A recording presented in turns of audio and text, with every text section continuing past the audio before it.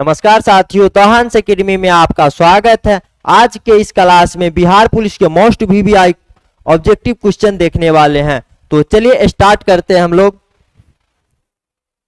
पहला क्वेश्चन है, पुष्यमित्र शुंग द्वारा मारे जाने वाला अंतिम मौर्य शासक कौन था? अंतिम मौर्य शासक पूछ रहा है। तो अंतिम मौर्य शासक कौन था? तो विदर्थ था, जो पुष्यमित्र शुंग के द्वारा मारा गया था, है ना। अब देखते हैं मौर्य वंश का जो है प्रथम शासक कौन था? तो चंद्रगुप्त मौर्य था। चंद्रगुप्त मौर्य था, जो 322 ईसा पूर्व में 322 ईसा पूर्व में जो है 322 ईसा पूर्व में घानानंद की हत्या करके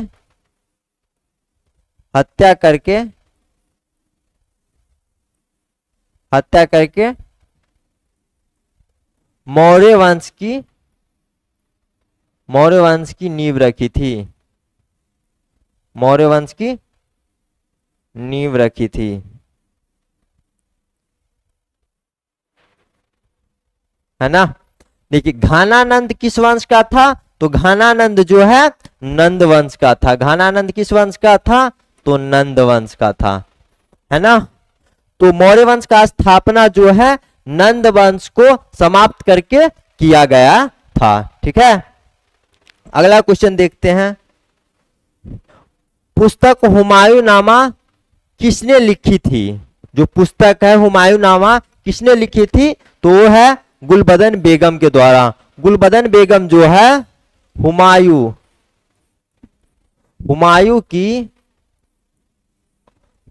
की बहन है और बाबर का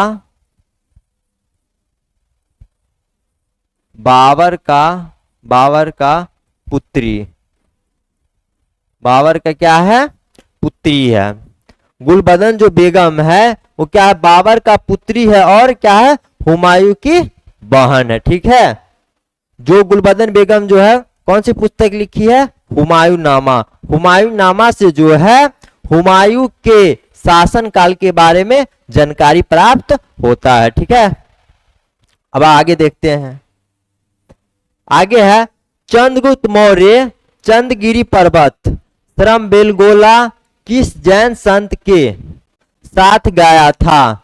किस जैन संत के साथ गया था? तो भद्रबाहु है। ये गलत है, ये गद्रबाहु लिखा गया है, ये भद्रबाहु होगा। भद्रबाहु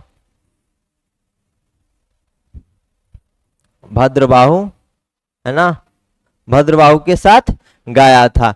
मौर्य वंश के बारे में तो जानकारी ले ही ली है। जैन के बारे में देख लेते हैं। जैन धर्म का जो है वास्तविक संस्थापक जो है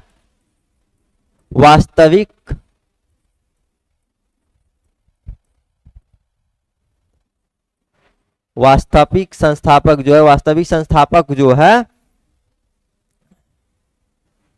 संस्थापक जो है महावीर स्वामी है। महावीर स्वामी है, जो जैन धर्म की क्या है? 24वें तीर्थकर है। 24वें तीर्थकर है। महावीर स्वामी का जन्म कब हुआ है? महावीर स्वामी का जन्म जो है 540 ईसा पूर्व में हुआ। 540 ईसा पूर्व में हुआ, ठीक है। जैन धर्म का वास्तविक संस्थापक कौन है? महावीर स्वामी। और वो जैन धर्म के 24वें तीर्थकर है। और महावीर स्वामी का जन्म कब हुआ है? तो 540 ईसा पूर्व में हुआ है। आगे देखते हैं। निम्नलिखित में से किसने रॉलेट एक्ट को काला कानून कहा था? रॉलेट एक्ट को जो है काला कानून किसने कहा था? तो है महात्मा गांधी। महात्मा गांधी ने रॉलेट एक्ट को जो है काला कानून कहा था। अब आगे है, आर्य समाज के संस्थापक कौन थे? आर्य समाज के संस्थापक कौन थे? तो दयानंद सरस्वती है आर्य समाज के संस्थापक। भारत का प्रथम गवर्नर जनरल था, भारत का प्रथम गवर्नर जनरल कौन था? तो लॉर्ड विलियम बेटिक है। लॉर्ड विलियम बेटिक भारत के पहला गवर्नर जनरल था। अब देखिए आगे है, निम्नलिखित में से कौन सा स्थान सूफी सर्किट का एक भाग है? निम्नलिखित में से कौन सा स्थान सूफी सर्किट का एक भाग है और वो कहां पर स्थित है? पटना जिले में स्थित है। इसमें से कौन सा है? तो खनका मुजीबिया है। कौन है? खनका मुजीबिया है। अब आगे है, दिल्ली में स्थित लाल किले, दिल्ली में स्थित लाल किले में मोती मस्जिद का निर्माण किसने करवाया? मोती मस्जिद का निर्माण किसने करवाया था? तो वो है औरंगजेब। किसने कराया था? तो औरंगजेब के द्वारा जो है मोती मस्जिद का निर्माण कराया गया था। अब आगे है, निम्नलिखित में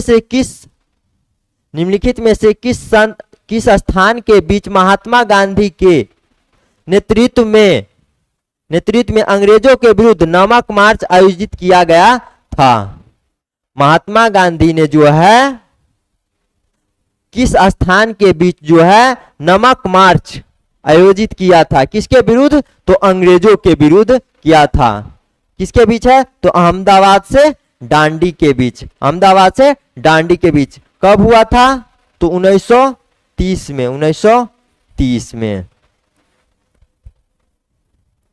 1930 ईस्वी में। चलिए अब आगे देखते हैं।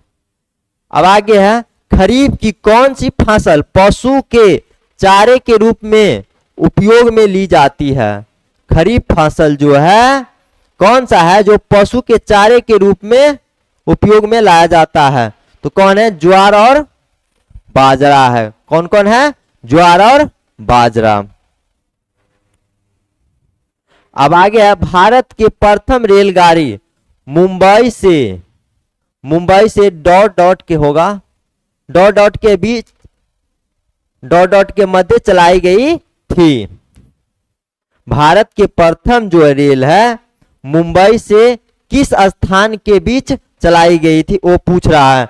तो मुंबई से ठाणे के बीच चलाई गई थी। कब चलाई गई थी? तो 1853 ईस्वी में।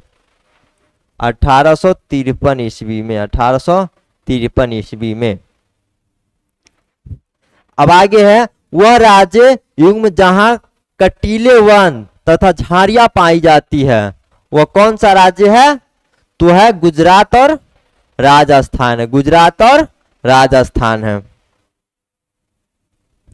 अब आगे, निम्नलिखित में से कौन सा लौह इस्पात कारखाना समुद्र के तट पर स्थित है? इसमें से कौन सा लौह इस्पात कारखाना जो है समुद्र के तट पर स्थित है? तो कौन सा है? विशाखापट्टनम। विशाखापट्टनम किस राज्य में है? तो आंध्र प्रदेश में है। आंध्र प्रदेश में है। अब आगे है, भारत में सहकारी दूध उत्पादन का आंदोलन कहां से शुरू हुआ था? सहकारी दूध उत्पादन का आंदोलन जो है किस राज्य से शुरू हुआ था वो पूछ रहा है। तो वो है गुजरात से शुरू हुआ था। अब आगे है, सरदार सरोवर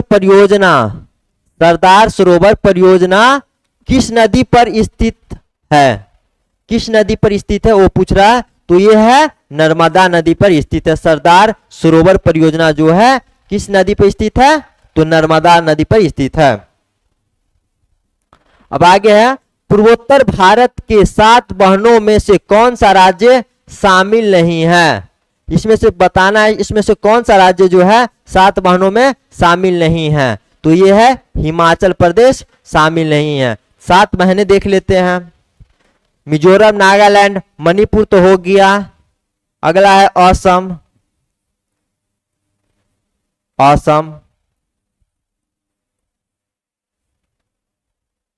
अरुणाचल, अरुणाचल प्रदेश,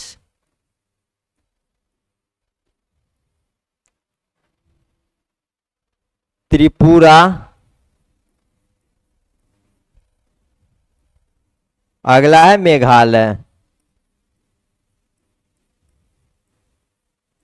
ये 7 बहनें हो गया, है ना, जो भारत के पूर्व में स्थित है। अब देखिए, सार्क का सबसे बड़ा देश कौन है? सार्क का सबसे बड़ा देश कौन है? वो हो जाएगा भारत। सार्क का सबसे बड़ा देश कौन है? तो भारत है।